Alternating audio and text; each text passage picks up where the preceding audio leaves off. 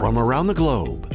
It's theCUBE, with digital coverage of AWS Public Sector Online.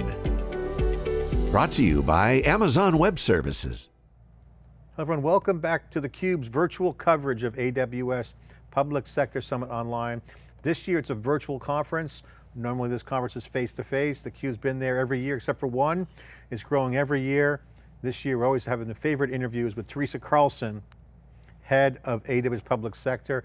Teresa, great to see you virtually, not face-to-face, but this is your big event. Hey everybody. Thanks for coming on and sharing. It's great to be here. I'm really bummed that we couldn't be there in person, but the situation is what it is. I'm glad you had your event. We had 10 great interviews from some great stories that came out of it, some breaking news as well. So it was really awesome, and thanks for including us. It's great to be CUBE virtual with Public Sector Virtual, so thank you. Thank you for being part of this, and I always look forward to seeing all the interviews that you queued up, because I don't get to watch them in real time, so I have to go back and see them myself. So it's always exciting for me to see them all later as well, John. So well, the story is clear, Teresa, that obviously the COVID-19 has pulled the future forward for many people that were slowing down, didn't want to jump on the digital transformation, and it's critical. They have to deliver services, and people are realizing it. Lives are in risk. Unemployment's at a high, people got to get services, customers got to operate. This is a huge sea change so fast. I have to ask you, you guys are seeing it. It was a big part of your theme in your keynote that this in the past 2 months has been faster change than 2 years. This is the top story in my opinion from your keynote and the entire summit. Could you share your opinion on why that's happening? What particular things besides COVID is making it happen? What's your thoughts? yeah. So John, what's been so interesting is that our customers were already moving fast. You and I've talked about over the years that we've seen our public sector customers really moving. What changed now is while they were already on a path, we saw other customers, along with their existing customers, really speed up that innovation. So what they kind of accomplished in a 2-year period, we were seeing them accomplish in 2 to 3 months. And what changed was, at least in my lifetime, citizens were tuning in to their news, to their government officials 2 and 3 times a day to understand actually what was happening. They needed to get direction from their customers to their citizens, from the government to the citizens. So with that direction, they had to be able to provide connections to the citizens and services to those citizens.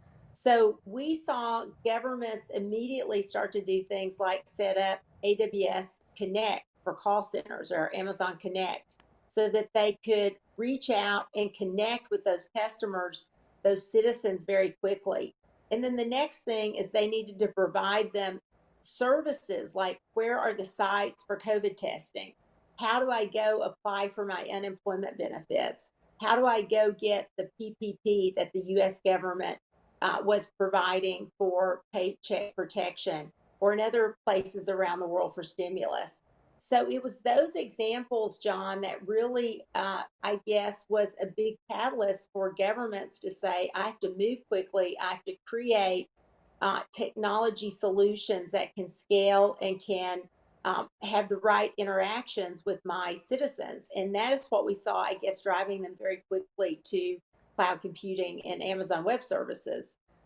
So you guys obviously are moving fast. I would agree with that, but you have to solve this crisis problem fast. You guys have responded quickly. Give some examples where you've responded quickly because there were some things that people needed right away. And there's also the scale of this thing, and then the transparency, because it's not like just ship a product, an app. There's all kinds of moving parts around solve the problem quickly, do it at scale, and then got to be transparent and secure about it. Can you give an example of how you guys move quickly? Well, in like no time in the past, you saw the agility, speed, and flexibility of the technology come together. And I would say one great example for us were that we worked with over 14 states to roll out call centers, AWS Connect, Amazon Connect call centers, so that they could connect with the citizen on their applications. West Virginia was a great example of that, where we set up a call center in less than 72 hours and they began to take calls. You heard today from Rhode Island where they had a very fast pay scale of needing to get their citizens unemployment insurance. And they set up both the call center, AWS Connect, and created a application that they could begin to not only connect, but then pay those citizens very quickly. And they've even now started seeing new issues where across these states they have fraudsters, imposters now trying to take advantage of that and get the paychecks that these citizens need so desperately. So now they're, in addition to having to do that, they're having to put additional security controls and implementations to validate and verify those citizens. And John, those are just two examples of around the world. But something else that I want to point out, that it wasn't just about in those states interacting with citizens, but we also saw broader opportunities to actually scale out research and development. Because again, like no time have we've ever seen it that researchers needed to interact together and make sure that they were sharing data across all segments of what they were doing. So we created a program called AWS Diagnostics Development Initiative, which gave 20 million in credits and technical support for research projects that are working toward solutions with COVID. We've already given out 32. We have a bunch more in the queue that we're looking at. And we've decided, John, we're going to continue this program because research and development is many times underfunded, and it's important that we make sure that we're getting this out. So we did that. We also worked with the White House on two different projects. One for a high performance computing consortium that we could get research projects funded for HPC. And we also worked on a COVID-19 web research project where there's a search engine powered by machine learning where you can go and get all a variety of research and data sets around COVID that researchers can crowdsource on. And we saw that scale very quickly across multiple countries so they can have access to those research papers. But it's things like that that you don't really consider or think about in a crisis until it comes up. And then all of a sudden, both governments and researchers and citizens need those interactions to come together. And I will tell you, the most fascinating thing for me was seeing that governments needed healthcare data and economic data. And that was where cloud really played a critical role to be able to pull both health and economic data together so those governments could make decisions and are still making decisions about how do they open up their economy again in a balanced way, because they need to keep their economy going by while also keeping their citizens safe, sound, and secure with the right healthcare resources. I think the most exciting thing that I think for me personally watching the world evolve, kind of slower compared to it is now, but is the seeing that the people who were prepared and had the readiness can solve the problems fast. It's the old classic example, opportunity means preparation. Come together, you're successful. There's no such thing as luck. This is really that points to what you were saying about this research cloud, if you will, or having these capabilities for researchers, because if this work can be done faster, there's a lot of heavy lifting that's kind of already going. I know Yeah. Cal Poly is close to your heart. You're seeing companies like Cal Poly schools doing, cyber space research. They work JPL, NASA. You got a community kind of vetting and kind of chugging on these ideas. And then if they need to move fast, they have it. They don't have to start from zero. They can go faster. Yeah, totally. In Canada, where we have one of our cloud innovation centers there, they worked to look at CAT scans that had indicators of COVID and started using both cloud and machine learning so they could assess all those CAT scans very fast. And if you think about, John, things like x-rays and CAT scans, when humans are doing that work, it can go very slowly. But when you're using machine learning and algorithms, analytics, and AI to do that work, you can process hundreds and thousands of those, and then you can be able to take in all those analytics and learn much more rapidly. So this was a real turning point, I think, for so many organizations and governments where they said, look, we don't have time to go out and work with these legacy systems. We have to build new right now to serve the citizens and make sure that we're getting the information out as rapidly as we can. And I believe, you heard from Rhode Island today, I believe that we will forever see a change now of how these state governments, local governments, and national governments will use cloud computing to move much faster. And even areas, another one I was pointing out is telemedicine.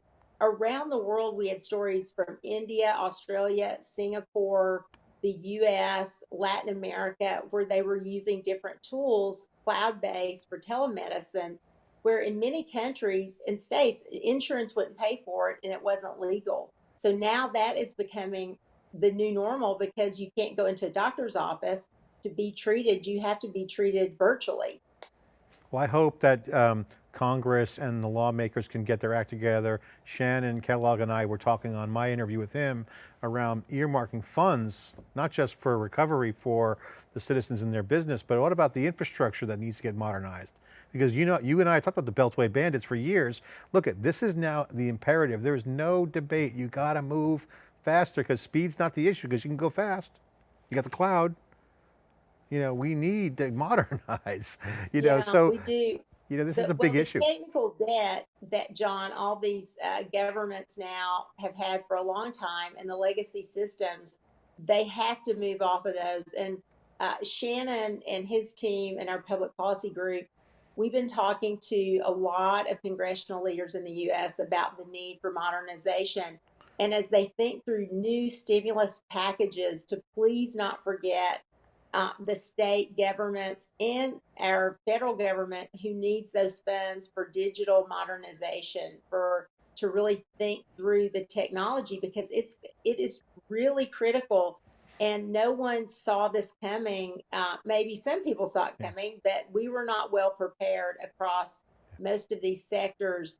But I'm really proud, John, of so many of these state, local, and national governments, how quickly they responded Yeah. and they reacted. Now we have a lot of work to do and we are not done. This crisis is not over at all. Yeah. But we are Education. so proud that cloud computing can play and has played such a critical role in helping governments move forward again with the economic data and healthcare data to pull together a common operating picture of what's happening in their community, and also quickly create and scale these applications that are so required to serve the citizens. Before I get to the big news, I want to just get you one final point because, you know, I heard speed, I heard and the applications, these new creative solutions. Certainly in all my interviews that we've done, Stu and I, there's all these new use cases that weren't possible without cloud before. You know, from Yeah. sail drones and space satellites, looking at weather data to, you know, COVID, new research for children's research. Great stories. It's real impact. And Dave Yeah. Vellante and Stu and I were just talking on our analysis segment how with the tech lash, Amazon's got to thread the needle of, you know, what you're doing in the whole tech space. But I have to point out that AWS is an enabling platform. You guys are enabling your customers to do new things and solve problems that has benefits to their customers, the citizens or the users. That benefit is far greater than your gain. So this is the difference in this nuanced point between an enabling technology Yeah. and just technology like Facebook, like it's a walled garden. Yeah. What is it enabling besides connecting with your friends? You guys are enabling real change. Could you highlight some applications where you guys are solving problems that you're enabling? Well, the one thing that I talked about today, John, in one of my interviews, and it may be nuanced, but it's super important, is just the example of being able to use collaboration and virtual tools for whatever the necessity is to communicate and collaborate with patients, with citizens. But with the Amazon Connect, uh, it's important for a couple of reasons. As an example, you can a call center is not a new idea, and a chat bot is not a new idea. What is new is the fact that you can spin up a call center in hours. It doesn't take you weeks and months. You can train people in a couple of hours. You can take resources you already have, train them, and get them to work quickly. and apply them to the problem at hand. And then you can scale that quickly. You can begin to use chatbots to learn about all the questions that can then answer basic questions like, what's my passcode? Where do I call to get a prescription? And then you can use your resources to answer those higher level questions. Then you can begin to apply, which are machine learning and AI tools like Amazon Lex and Amazon Poly. And then we've got many of our customers now using Amazon Text Track, that you can extract the text and simultaneously translate and use machine learning to actually then interpret what you're seeing there. So this is what's new, John. The idea that you're quickly enabling the customer, these organizations, to do things much faster and get insights from that data that they were never able to do in the past without waiting months and months to make this happen.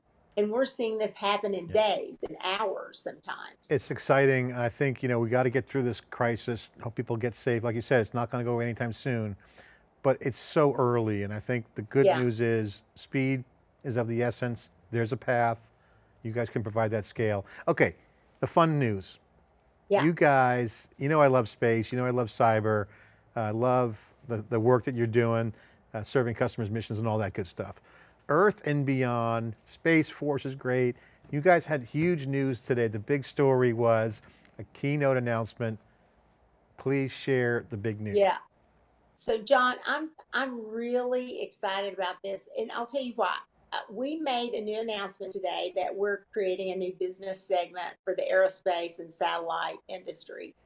And why is this important? Well, first of all, NASA JPL and Tom Sostrom and that entire team, plus NASA, has been such an inspiration to AWS along the way. And JPL was our inspiration to create our AWS GovCloud back in 2011, John. And since that time, we have supported many space missions and workloads. And they have also given us lots of feedback about new services that we'll be launching and what this market arena needs. We've taken a look at this over many years, and we launched Ground Station 2 years ago now at reInvent November. And that's picked up a lot of steam, and we've launched it in many regions now, and you'll continue to see us launch it. But now we're going to have a dedicated focus with a dedicated team and a new leader that we announced today, retired Major General Clint Crozier, who was the architect of the Space Force. So we're so excited to have him coming on board. And we're getting individuals as part of this team, John, that really understand this customer and what's required. But really the key is we need to spend more time and be more directed at making sure these customers understand how they use cloud technology for all their space and satellite missions. Well, I want to get some of those solutions I want to get some of those solutions, but I want you to just tell me more about the leader that you've chosen to run this new business unit. Obviously, pedigree, obviously Major Colonel. What made him so special? What was the big deal? Tell me more about him. Well, I would say, John, just back like in 2010 when Andy hired me, we look for leaders that are passionate about what they do. We look for individuals who are thought leaders and experts in their field. And he is a thought leader and an expert in the area of mission, space, and satellite, and has over 30 years of experience working with the military, the intelligence community, and global leaders in setting up and running these operations. And I think he's going to be great. And we're really excited to have him on board. And we already had a team in place that's been working with these customers. And now it's just about a deeper focus to make sure they really understand the tools and the technology that they can take advantage of. This is an area, John, that needs and requires speed, agility, and flexibility. And I've been hearing from my customers for the last 5 years that that they need faster tools that can scale, and that support what they're trying to achieve. And they also need someone that listens to them and create new services and features for this roadmap as we move forward. What are, So it's exciting. It's really exciting for us. having that large scale computing power, there's no edge in space, I guess, right? I mean, an edge could be a space station, Well, satellite, you know. and the space needs edge too. And the one thing I've heard, from customers is that they're going to want, as we move more space missions and more, as we move out, they're going to want that same experience like Hulu and Netflix. So they want to be able, as we put more people on the moon, as we have more space missions, they're like, we want that same experience Yeah. today as we do here at home, streaming all of our tools. Teresa, you've been an inspirational leader to many. I've witnessed firsthand your success and effort. I know you work hard. You got great ecosystem partners. You got great customers. You do the work. You got a great team. So it's great to see you hitting some of these new areas. And I hope you stay safe and your team is working hard. I know that they're virtual as well. theCUBE's virtual. Please stay safe and looking forward to catching up when this all gets back together. And certainly anytime you want to come on and do a CUBE virtual interview, we'd love to have you. I know you're available because all you got to do is hit click and connect. Yeah. So we can get you. you. We're going to get you again. Thank you so much for your time and Thanks, John. congratulations. Thanks for having me. Take care. Teresa Carlson, the head of Amazon Public Sector, fast growing business, certainly changing, a lot going on. And the imperative is modernization of our society. It's happening, and this forcing function is happening now. This is going to make the digital transformation better for everyone if we can get through it. I'm John Furrier, watching the coverage of AWS Public Sector Summit. It's theCUBE Virtual. Thanks for watching.